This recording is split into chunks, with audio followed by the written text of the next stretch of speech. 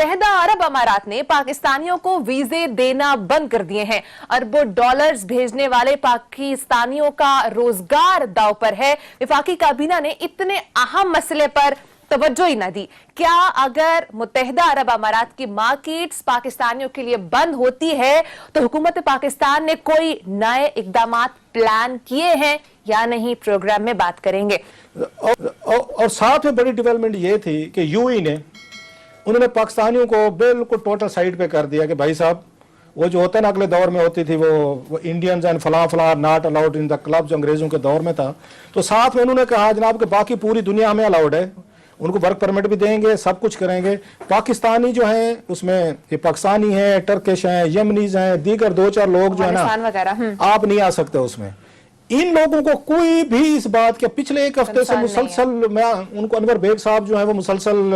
وہ ان معاملات پہ صحافیوں کو اپڈیٹ کرتے رہتے ہیں۔ 6 فون کال وہ مجھے کر چکے ہیں، 5 انہوں نے ارشد کو کی ہوں گی۔ ہر ایک صحافی کو کہتے ہیں کہ خدا کے لیے مسئلہ اٹھائے ہیں کہ ان کو احساس ہے حکومت پاکستان کو کہ اس کا کتنا بڑا نقصان ہونے والا ہے آپ کو، جو آپ ہر سال وہاں پہ بھیجتے ہیں، لوگ جاتے ہیں اور آپ کو 3-4 بلین ڈالر کی یو ای کی آپ کی مارکیٹ ہے، 4 بلین ڈالر کی آپ کی سعودیز ہے، اور ایسے بیٹھے ہوئے ہیں نظام سکہ ٹائپ کوئی حکومت کا ہمارا وہ چل رہا ہے۔ ایک ٹکے کا کہیں سے فارن آفس کا بیان نہیں ہے، کوئی فرق نہیں پڑتا، کوئی حکومت پاکستان کا بیان۔ ویسے ٹویٹر پہ سارا دن صبح 6 بجے اٹھتے ہیں ناشتہ کر کے، رات کو آخری میرے خیال 12-2 بجے کے قریب جا کے سوتے ہیں، ٹویٹر چلتے رہتے ہیں۔ اتنا بڑا واقعہ ہے، پاکستانی تنگ ہو رہے ہیں، بہت سارے پاکستانیوں کو وہاں پہ تنگ کیا ہے کہ ان کی خبریں آ رہی ہیں۔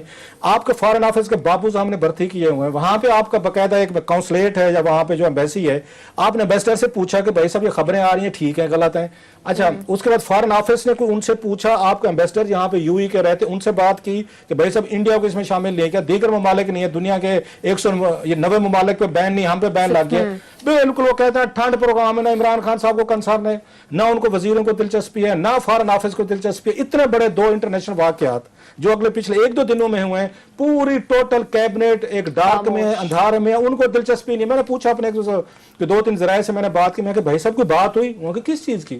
میں کہ سعودیز کی ان کی ملاقات ہوئی، اتنا بڑا واقعہ ہے؟ کہتے ہیں نو۔ میں کہ سر جی یو ای نے بین کر دیا پاکستان کو، ہمارا وہاں سے 9-10 ارب ڈالر آتا ہے اور پھر اس کے بعد سونا نکالنے والے ہیں، تو کیا کریں گے؟ اس نے کہا کوئی بات نہیں۔ تو میں کہ کیا باتیں ہوئی؟ وہاں کہ پھر باتیں کیا ہوئی ذرا سنیں سر جی، مطلب اس سے زیادہ کیا بات ہو سکتی ہے کہ جس ملک کے وزیر اعظم کو ان کی 60 کی کیبنٹ کو دلچسپی نہیں ہے، فارن آفس کو دلچسپی نہیں ہے، 22 کروڑ لوگوں کو نہیں ہے، ایک ٹکا ہم بھیک مانگتے ہیں دنیا میں ڈالر سے، جہاں سے ڈالر آ رہے ہیں اور ان کے ساتھ تعلقات آپ کے خراب ہو چکے ہیں، اس کا کوئی آلٹرنیٹ نہیں ہے آپ کے پاس۔ اب تک تو آپ کو ٹیلی فون کرنا چاہیے تھا، یو ای سے بات کرنی چاہیے تھی۔ اگر آپ کے اس ملک کی اگر تھوڑی سی ہمدردی، آپ تو فلائٹ لے کے جاتے کہ بھائی صاحب ہم آنا چاہتے ہیں، ہم سے بات کریں، ہمارے ورک پرمٹ کیوں روکا آپ نے؟ نہیں، وہ اپنے ہمارے ایگو کے مسائل ہیں۔ عامر صاحب، یو اے ایشو کیوں ابھی تک اس ایشو کو امپورٹنس نہیں دی جا رہی ہے؟ جی یہ جتنی دینی چاہیے اس ایشو کو امپورٹنس اتنی نہیں دی جا رہی، نہ یہ کیبنٹ میں اس طرح کی نظر آ رہی ہے، پارلیمنٹ کا اس وقت سیشن نہیں ہے، اور نہ یہ میڈیا میں اس کو فوکس کیا جا رہا ہے۔ ایک تو ہمارے ہاں یہ بنا دیا ہے کہ کچھ حساس ایشوز ہیں، حساس کی جی یو اے، سعودی عربیہ، ایران، یہ حساس بنا دیے، چین بھی حساس ہو گیا کہ ان پہ بات نہیں کرنی ہے۔ اور بھائی جہاں آپ کا یہ ہماری لائف لائن ہے، یاد رہے کہ ہم نے، میں دوبارہ ریپیٹ کر دوں کہ 23 ارب ڈالر جو ہیں ہمارا سالانہ جو ہے ترسیلات میں آتا ہے، جن میں سے 11 ارب اب ہو گئے ہوئے ہیں سعودی عربیہ اور یو اے کے ملا کے، 4.5 ارب جو ہے یو اے کا ہو گیا ہوا ہے، اور 5.5 ارب جو ہے وہ سعودی عربیہ کے ملا کے، 2 ملکوں سے 11 تقریباً 50% دیکھ لیں، 50% یہاں سے آتا ہے۔ اور یہ ایک تو ڈائریکٹلی یہ پیسے آ رہے ہیں، دوسرے بہت بے تحاشا لاکھوں لوگوں کا روزگار لگا ہوا ہے وہاں پہ، کہ یو اے نے انہوں نے دیکھیں 11 ملکوں کے یہ ویزاز بند کیے ہیں ابھی، اور اس کے اندر جو ہے انڈیا کا بند نہیں کیا، انڈیا کا یہ کہ نظر آ رہا ہے کہ اس کے اندر سفارتکاری ہے، کوئی وہ میسج دینا چاہ رہے ہیں۔ دوسرا یہ ہے کہ وہ لارجلی وہ کیمپ ہے ٹرکش کیمپ، جس کی یو اے سعودی عربیہ وہ مخالف کرتے ہیں۔